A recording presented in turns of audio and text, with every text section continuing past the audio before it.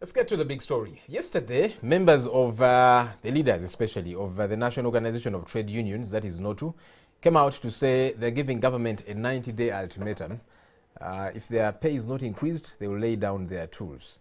Of course, there's been many issues. There's a general concern that the pay of our civil servants is a meager one. It is a small one. And that's a critical, legitimate concern. There have been strikes which eventually, do not materialize into much. Sometimes government does make promises. Sometimes they fulfill some of those promises to an extent, but the workers are saying, look, there's a lot more that we desire. You have made huge promises, you have not fulfilled them, and they are calling out government with this threat. My guest is Robert Matuko. Robert is the Deputy Secretary General of NOTU. That's the National Organization of Trade Unions. Good morning, Sebo. Good morning, Joel. Good morning, viewers. So yesterday you did come out with this threat. What's the genesis of it? First of all, NOTU is an umbrella body. It's an umbrella body that brings together 33 trade unions. But among those 33, we have 7 public service unions. Now, these unions have been negotiating with the government on the question of salary enhancement. And for quite many years, these negotiations have been going on. And this year, we were certain that the public servants were going to have their salaries increased reasonably. We have not completed those negotiations, and we were just surprised to see announcements that salaries have been increased for certain categories of workers. And even the kind of increment that is being referred to is really laughable. It's very, very laughable. It is very far beyond what below what the expectations of the workers. And as a result of this, we think the government has acted dishonestly, and we have lost faith in the process of negotiations. And as a result of this, a decision was taken for there to be a nationwide strike for all the public servants as a way of protesting the imbalances in salary payment for the public servants. It's not the first time that you folks have made threats, and usually the concern is you threaten to go on strike, and sometimes you do lay down your tools, but then you don't do that for long, for many reasons. Many times government will threaten you workers, and that has happened, and say, if you don't get back to work, we shall fire you. And some of those workers capitulate, get back to work, so nothing comes through. Then other times, you, the leaders, are called, and there are negotiations, whatever it is that you're told, and then you tell your people, get back to work, and nothing happens. So it's a vicious cycle of sorts. Never have we seen some kind of long-lasting solution, if you like. Will it work this time around? Incidentally, there is time for everything. There are people who think, or who might think, that what we are going into is a joke. But remember, we have never, as NOTU, called upon our affiliates to go on a nationwide strike. This is actually the first. What has been happening is that there are those moments when we have had some of our members go on strike individually, and they engage into negotiations individually. But in this particular case, all our affiliates have come together. We have agreed unanimously that there should be a strike. And that this process of strike has taken several stages. First of all, it is justified in the sense that dialogue has been going on, and we have simply disagreed with the government. All the parties have been involved. So there is no way any single person can come out and say, we are going to pull out of this strike without a tangible agreement. No, Tell me, it will not be possible. What percentage do the civil servants want as an increment? Instantly, when we talk about salary enhancement, we don't now talk about percentages. We are talking about payment of salaries to public servants in comparison to the highest paid public servant. What does that mean? What we are saying is that we have a highest public servant who is earning 17 million shillings, the head of public service.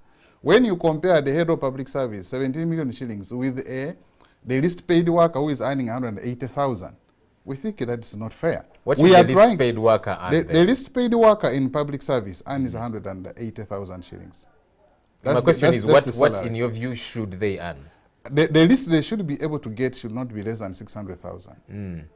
And because in the comparison, one is that the head of public service never used to earn that money.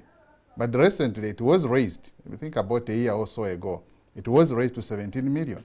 And we are saying the same formula used for raising from 4 to 17 should be the same formula used for the least paid worker.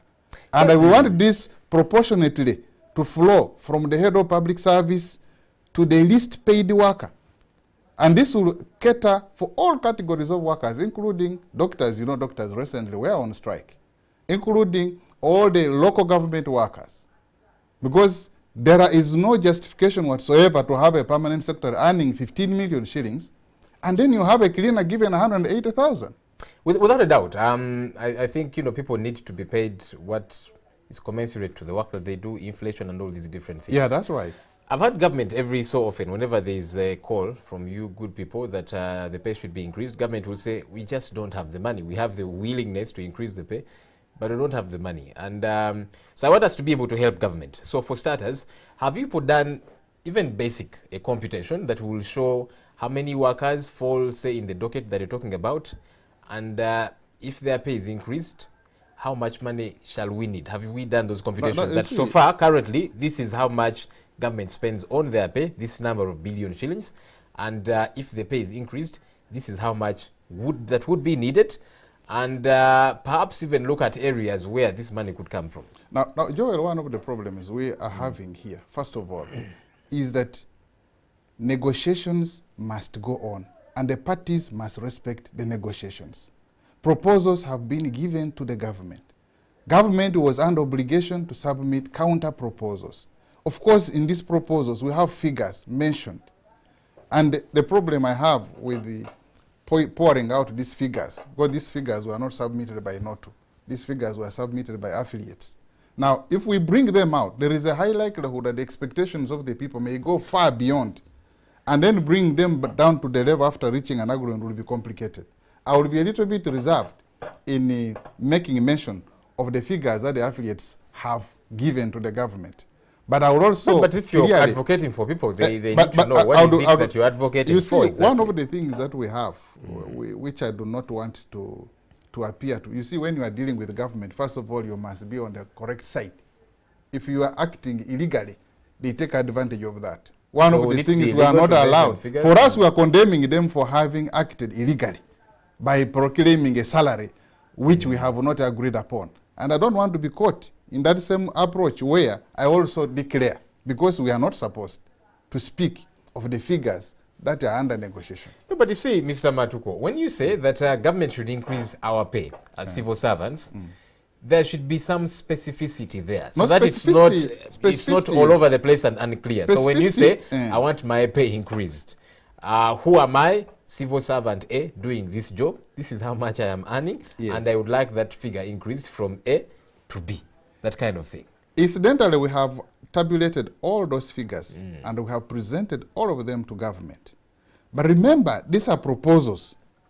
They can succeed, they may not succeed. So if I declare it here, in the mind of an ordinary worker down, they will start believing that is what we are going to get. That's a problem we have. So we are saying, yes, so perhaps we are talking about the minimum. And say, look, this thing is possible. No, incidentally, right now, as I speak, all our members are scattered all over the country. They are busy talking to the workers. So those people who are interested, who know very well they are beneficiaries of these salaries, are receiving information directly from the members, from the affiliates. This morning, as I talk, we have a team in Kisoro, we have a team in Kavale, we have a team in all the other parts of the Western Uganda, talking to the workers. So I do believe that the people who are beneficiaries of this salary increment actually are getting information. But as of now, in the interest of not wanting to create an alarming situation, kindly let me not go into the question of figures here. Well, I'm not satisfied because you folks have come to the media. You had a press conference yesterday, so we just thought that you tell us what's going on. But anyway, I'll respect your decision not to divulge the figures. Government has talked about a salaries review commission, and it was promised that there would be that in place. The last I checked, there is nothing substantive. Is that perhaps not one of those things you should be pushing for, as opposed to telling government, since you increased the salaries for the other ones, just increase. But if there gets to be a salaries review commission, it does a scientific study, if you like, that Mr. Matuko does this particular job, and this is the return on the investment of his time and his qualifications and everything, puts into consideration things like inflation, etc., and then comes up with a pay that is befitting of Mr. Matuko. And they'll do the same for all these different sectors, and at the end of the day, it's not just at the whims and fancies of government that, okay, these guys have made so much noise, let's give money to those that have made so much noise. How about the others and that kind of thing? One would think that you people should push a great deal for this salaries review commission. It's working in some other countries. No, the Salary Reviews Commission is a committee of government. That's a committee of government. The decisions that the outcome of the Salary Review Committee are not binding on us. Those are like proposals of government. They are supposed to bring those proposals to what we call the Joint Negotiation Council. That is the Public Service Negotiation and Consultative Council. Even if it may be operating, has not been functioning very well, the truth of the matter is that what comes out of the Salary Review Committee cannot be binding to the trade unions. And what is going to be binding is an agreement reached between government and the trade unions. No, the point here is that your agreement with government gets to be guided by some kind of scientific study, and that's why if there gets to be a commission, that it has competent people who know how to do these tabulations, such that at the end of the day, when you're telling government we want this much, there's something that backs it up. Something that will say, by the way, this is how much these guys input as far as their labor is concerned, this is what the inflation is like, and this is what would be commensurate. So there would be something to back up your demands. But right about now, there is not much to back up your demands. No, on our part we have, because we do our own studies, we do our own surveys. Government has done its part. Incidentally, even what has come out of the Salary Review Committee is not respected by the government. Its own committee has made recommendations, but they do not even want to follow those recommendations. Now, we are saying that even what is there, to us, may not be representative, because even what we are demanding for, by the way, is not unreasonable. We are demanding for just a fair share of the wealth that we have generated. We are not demanding something outside the ordinary. And we are saying the money has to come from here, it must come from here, it must come from here. But because people are used to the process of imbalances in the payment of salaries, they want to maintain the status quo. And we are saying, no. This time around, until this matter is resolved during this financial year, all government officers should be prepared for us. We are set, and we are not going to look behind. Are you people going to sustain this strike? Because like I was telling you at the start, strikes do start, and after a short while, they dissipate. See, we are Ugandans. Are you people serious about this? We are Ugandans. This is our country, and nobody can intimidate us, by the way. It has happened before. We are organized labor. You see, let me tell you, this is a struggle now that is taking literally everybody on board.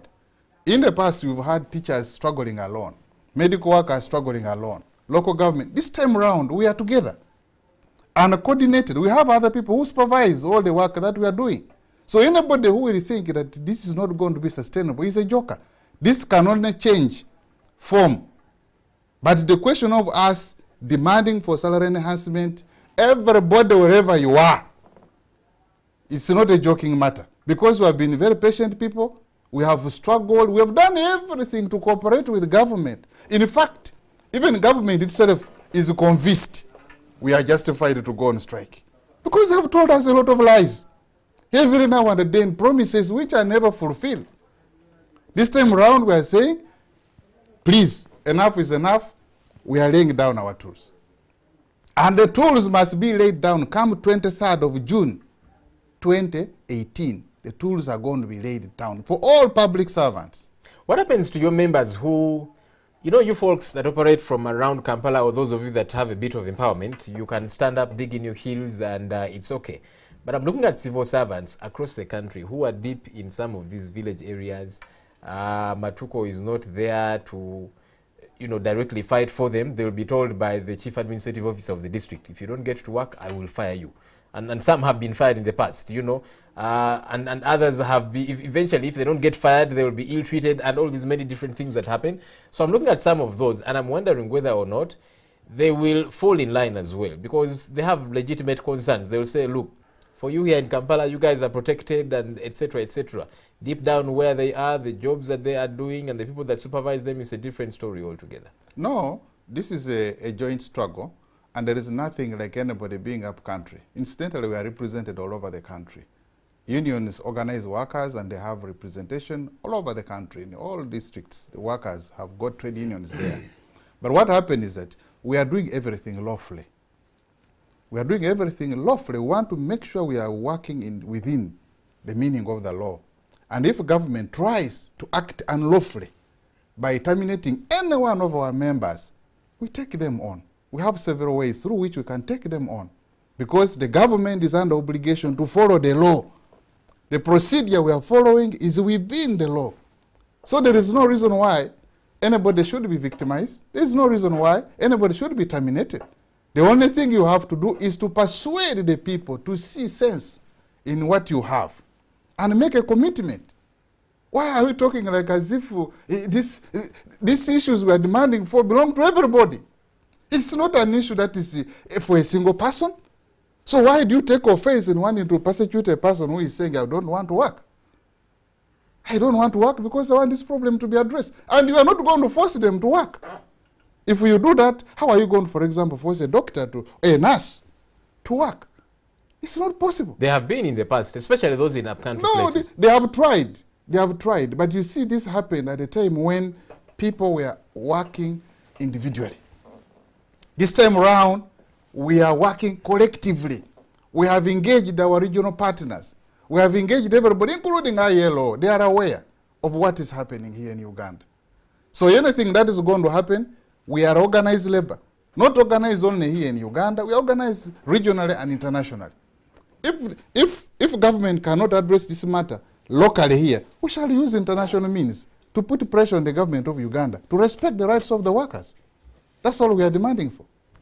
Do you see willingness on the part of government, or do you see unwillingness? Or is it a question of, at least from the side of government, lack of resources? What do you see? Because like you're saying, you have come to this because you've been pushed to the wall, you've tried to negotiate with government, nothing is forthcoming. What do you see as the reason for this stalemate? Well, there is, first of all, we believe there is some kind of conspiracy amongst the well-to-do to keep workers in this kind of state. But whether there is willingness or not, our job is to cause as much inconvenience as possible to the decision makers. The people who are involved in decision making are going to face enormous inconvenience. They will not have peace until they wake up from where they are to come and address the plight of workers. The intention of this industrial action is to cause as much inconvenience as possible to the ministers, to the permanent secretaries, to all the people who make decisions regarding salaries of workers, until they will come around the table and make a commitment in the form of a collective bargaining agreement that will be signed by the parties. That is when we shall be able to say we have now resolved this problem. So the willingness is not just going to come maybe from heaven to fall down. It is going to come as a result of a fight, first of all. I'm sure that some viewers looking at us and hearing what you're saying, and they are thinking, we have had these threats before, and they have not materialized into much. These threats are not just ordinary threats, my dear friend, because, first of all, we have committed ourselves to allowing the process where we are going to be checked. I am here speaking, somebody checks me. Someone is doing something, I'm checking them. So, and we are doing it collectively with the people. And if we do anything that is not going to be satisfactory to the people, then those people rise up against us. So, as we declare this strike, we must make sure we move together with our people. And anybody who will try to stand in the way will automatically become an enemy of the people. And for us now, we are saying, government, wherever you are, this time around, you have a task. And not a simple one, a very serious one. We want salary enhancement for public servants. And the public servants, wherever you are seated, This is in your interest. You must be party to this struggle. I want to observe, take an example of what is happening in government, which is very offensive, by the way. Recently, the Ministry of Government has been transferring workers from different units to go and work. You have been in the, maybe in Mbale, you are taken to Arua, you have been in the Fort Potro, you are taken to Lira and other places. But when people are being transferred, this is the level of familiarity now. I don't understand what government is up to. Someone is being transferred, is staying in a government house. You are being given instructions to leave government house, go to a new station, no transport where you are going, there is even no accommodation. You are given an ultimatum. If you do not go the other side, you are going to be struck off the payroll. Now, this person is earning 400,000. Children have just gone to school and maybe they have borrowed the money to go and take their children to school. And we are telling them to go. We are not accepting. In fact, all those transfers, as NOTU, we have rejected them. Workers who have been sent on transfers without facilitation should not go. Let the government chase you. We are going to toss around with the government. Why must you treat people who are serving a government like as if they are useless people? You give someone 400,000. You transfer them from Fort Poto, go to Arua. There is completely no transport. There is no house where they are going to stay. They have nothing. And you are instructing them to go.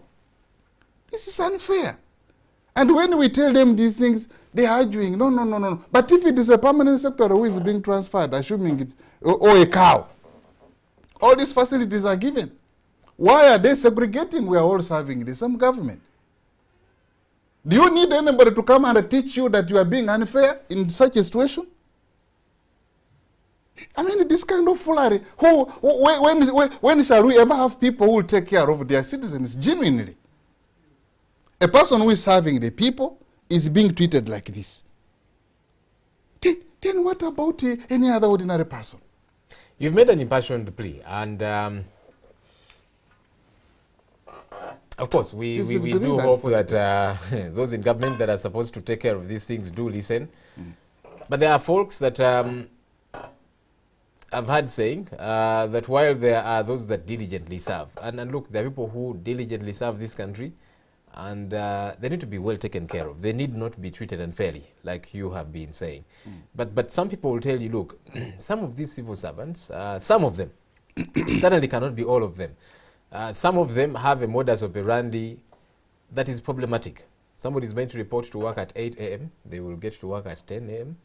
and at 11 a.m. and they first read newspapers for 1 hour or two. At 11 or that kind of thing, begin to walk around, maybe leave the place, leave their jacket on the chair to show presence. Meanwhile, there's a queue of people waiting to be attended to, and they'll get back to work at around 3 and then sign out at 4. And this is routine. And there are people who will say, look, we try to access government services, but these civil servants are frustrating us. They don't do their job. They operate in a very shambolic manner. And I've had some folks say, wait a minute, shouldn't we first talk about these things? Shouldn't these first be addressed before people can clamor for a better pay? Which, as an individual, I think people deserve to be paid better. But there are folks who are raising these other concerns. Do you hear them? No, but you see, what happens here really is when people fail to perform their jobs, they shouldn't blame anybody else. Does this happen in the private sector? Why is it that in the private sector, people are working? If I go there and I'm supposed to work for 8 hours, I am working 8 hours. What is happening here is that the workers, maybe at lower levels, are looking at what their bosses are doing. And the bosses have no moral authority even to control the other people down because they themselves is what they do. So if what happens is if you follow your boss who is not doing their job as well as they should, not keeping time and giving in as many hours as they should, and you follow that route, no, are you then justified when you demand for a better pay for I'm not saying that less work that you're doing? I'm not saying that's a justification. But you see, in a situation where someone doesn't perform their duty, there are clear orders, there are clear instructions, clear standing instructions on how the supervisor should ensure the person below you performs. Because sometimes the person below you may even not know what to do. Instructions must be given by the boss. The boss has failed to give instructions. And maybe sometimes you are going to do something in a manner that does not satisfy your boss. So you have to wait for instructions. So I'm saying that Yes, there are those instances where people dodge work. I am aware. But if a person dodges work, there is a disciplinary mechanism. Why don't you discipline them? Trade unions will not feel offended when we hear a chief administrative officer has taken a disciplinary measure against an employee who has refused to work. We shall not be offended. In fact, we shall help, because we want also to represent people who are performing. But in a situation where you have people who are not even guided on what to do, their bosses are just also relaxed, they don't care. Now, can you now blame an ordinary worker? You can't. So the issue here is, it's a bigger problem of governance. Supervisors have failed to execute their assignments. They do business in the way they want. They have lost moral authority even to have or guidance on the people below them. The people below them cannot refuse. There is no way, if you are the boss of this place, you instruct me to carry that stand and put it and I refuse. That's not possible. So we can be able to address the question of performance from that perspective. If people are not performing, let them disciplinary action be taken. But where you have not taken disciplinary action against me, you have not told me that I have not performed my duties, you have not told me anything relating to my performance, you even do an appraisal and indicate that actually I'm working very well, what justification do you have not to pay me a salary increment? You folks have severally said that the president, whom you have met a number of times, is willing to increase your pay, but it is the technical people that are frustrating your work, your demands. And I keep wondering, what exactly does that mean? Because normally what happens is the president will issue a directive, for example, increase the pay of these people, and then gets back to the technocrats and asks, do we have the money available, and so on. And the technocrats will say, look, right now the focus is on this, so there's no money for this and that kind of thing. And so looks like you could be engaging with the wrong parties or that kind of thing. Of course, now what happens is that when we are negotiating, we don't negotiate with the president. We negotiate. But you have met him several times. Yeah, we have. And he has made a commitment to making sure salaries are increased. Take, for example, when doctors went on strike recently, the president put in writing that the lowest doctor should be able to earn 5 million. But can you imagine what has come out through the Muhakanizi communication to the districts? Even the 5 million we hadn't agreed, by the way. The 5 million offered by His Excellency the President, we had not agreed. We were still negotiating to ensure that money is increased beyond the 5 million.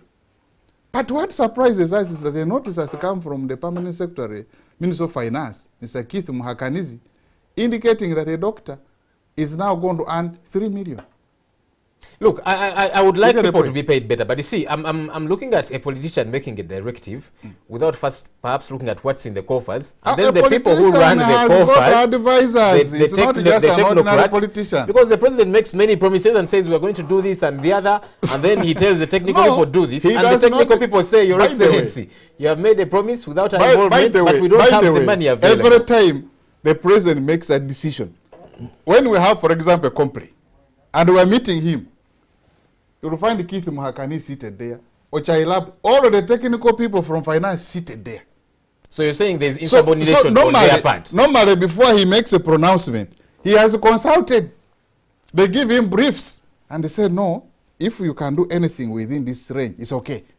But these people keep shifting goalposts for whatever reasons they have. We actually are yet to understand.